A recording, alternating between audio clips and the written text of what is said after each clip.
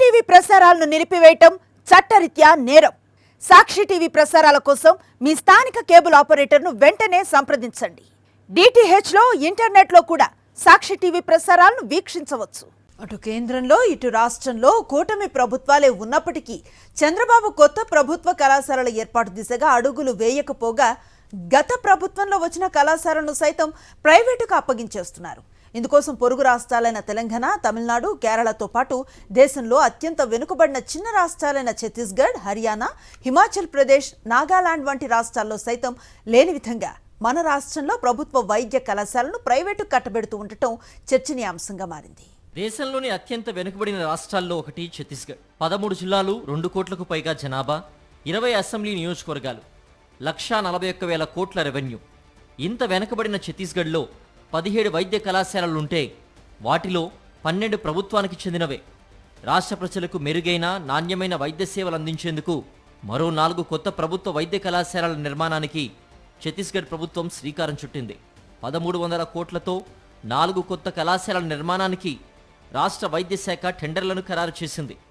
1-2 ఏళ్లలో ఛత్తీస్గఢ్లో ప్రతి 18 లక్షల మందికి ఒక ప్రభుత్వ వైద్య కళాశాల అందుబాటులోకి వస్తుంది. ఇక ఆంధ్రప్రదేశ్ విషయానికొస్తే జనాభా, విస్తీర్ణం, రెవెన్యూ వంటి అన్ని అంశాల్లో ఛత్తీస్గఢ్ కంటే ముందుండే ఏపీలో పరిస్థితి పరిశీలిస్తే ప్రభుత్వ లెక్కల ప్రకారమే 5.5 కోట్లకు పైగా జనాభా ఉన్నారు.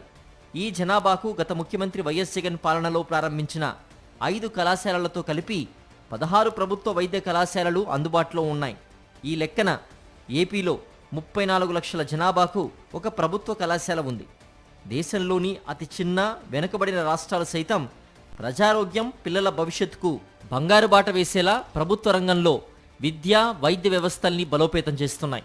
ఈ 2 ఏళ్లలో కేంద్ర ప్రభుత్వం దేశవ్యాప్తంగా 150కి పైగా కొత్త కళాశాలల ప్రారంభానికి అనుమతులిచ్చింది. వీటిలో 80 వరకు వివిధ రాష్ట్రాల్లోని ప్రభుత్వ కళాశాలలే ఉన్నాయి.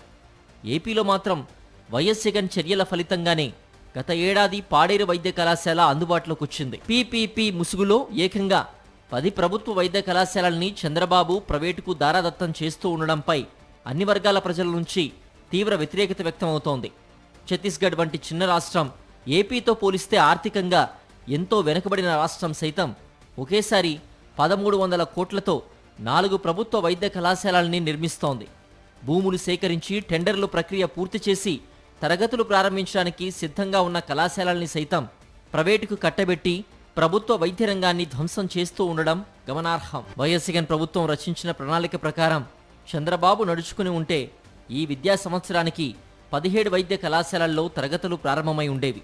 ప్రైవేటుకు వైద్య కళాశాలలు కట్టబెట్టడం కోసం చంద్రబాబు చేసిన కుట్రలతో 2 ఏళ్లలో 2,550 ఎంబీబీఎస్ సీట్లను మన విద్యార్థులు కోల్పోయి తీవ్రంగా నష్టపోయారు. మరోవైపు కళాశాలలు పీపీపీకి ఇవ్వడంతో ప్రజలు, విద్యార్థులపై ఎటువంటి భారం ఉండదనే ప్రకటనలతో మోసం చేస్తోంది. వైఎస్ జగన్ విధానంలో ఒక్కో ప్రభుత్వ వైద్య కళాశాలలో ఆల్ ఇండియా రాష్ట్ర కన్వీనర్ కోటా కింద ప్రభుత్వ కోటా సీట్లు 86 ఉండగా వీటిలో 11 సీట్లకు బాబు గండి కొడుతున్నారు. తద్వారా 10 కళాశాలల్లో 110 సీట్లను విద్యార్థులు నష్టపోతున్నారు. ఈ సీట్లన్నింటినీ యాజమాన్య కోటాకు మళ్లించి ప్రైవేటు వ్యక్తులు ఫీజుల రూపంలో దోచుకునేలా ప్రభుత్వమే ప్రణాళిక వేసింది. అదేవిధంగా పీపీపీలో యాజమాన్య కోటా సీట్లకు ప్రైవేట్ వైద్య కళాశాలల్లో మాదిరిగానే ఫీజులు ప్రతిపాదించారు. జగన్ విధానంలో రోగులకు బోధనాసుపత్రుల్లో పూర్తి స్థాయిలో ఉచిత వైద్య సేవలు అందుబాటులోకి వచ్చేవి.